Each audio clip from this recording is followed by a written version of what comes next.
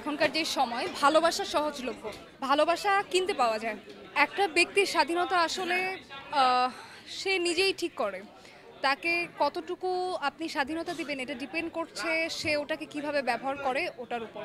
কারণ এখন যেই পরিবেশ আমাদের চলছে, যেই অবস্থা আমাদের একটা রাজনৈতিক অবস্থা, এটার যেই ধস হলো এটার পরে আমরা যে রিফর্মেশন শুরু করেছি অ্যাজ স্টুডেন্ট, আমি নিজেও একজন স্টুডেন্ট, বাট যেই অবস্থা দেখছি, আমি গতকালকে রাতে একটা নিউজ দেখছিলাম যে মা, মেয়ে এবং বাচ্চাকে একই সাথে জবাই করা হয়েছে।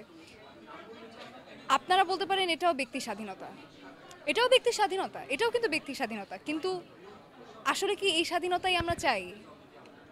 এই জন্য আমার মনে হয় এমন একটা মাত্রা ঠিক করা উচিত যেটার লঙ্ঘন করাটা আসলে মানুষ, স্বাভাবিক মানুষের মাথায় খেলবে না।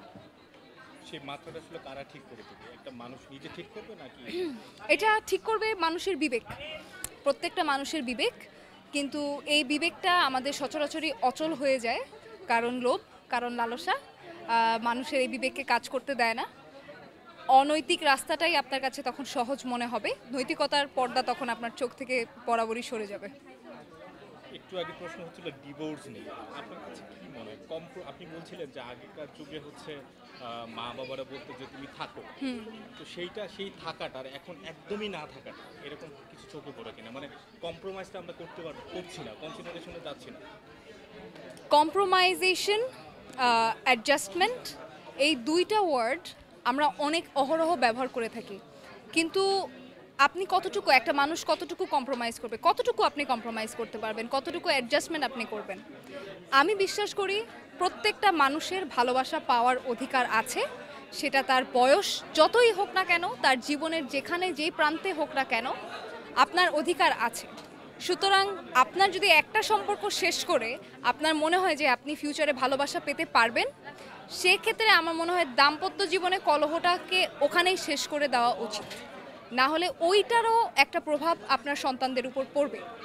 যে মা বাবাকে চিৎকার চেঁচামেচি করে বড় হওয়া প্রত্যেকটা সন্তানেরই এখন থেরাপি নেওয়া লাগতেছে, প্রত্যেকেরই কোনো না কোনো ডক্টর দেখানো লাগতেছে। তারা খুবই মানসিকভাবে তারা সহ্য করতে পারতেছে না কোনো কিছু, কেন, তাই না? সো আমার মনে হয় কম্প্রোমাইজেশন কিছু জায়গায় ঠিক আছে, কিন্তু যখন বেশি হয়ে যাবে তখন আলাদা হয়ে যাওয়াটাই আমার কাছে মনে হয় শ্রেয়। বর্তমান সময়ে আসলে কম্প্রোমাইজের ব্যাপারটা কি আপনার মনে হচ্ছে যে মানুষ আসলে কম্প্রোমাইজের দিকে যাচ্ছে, নাকি অহরহ অপশন থাকার ফলে মানুষ সেই কম্প্রোমাইজটা করতে চায়?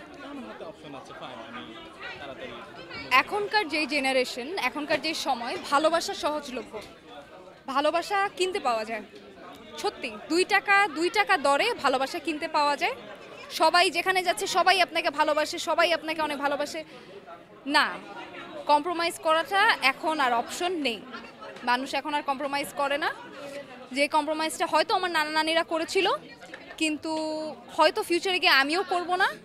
কিন্তু এই মনোভাবটা আসার কারণ একটাই, সময় বদলেছে, জিনিসের সহজলভ্যতা বেড়েছে, আমরা এখন ভালোবাসা পাই, সবার কাছেই ভালোবাসা পাই।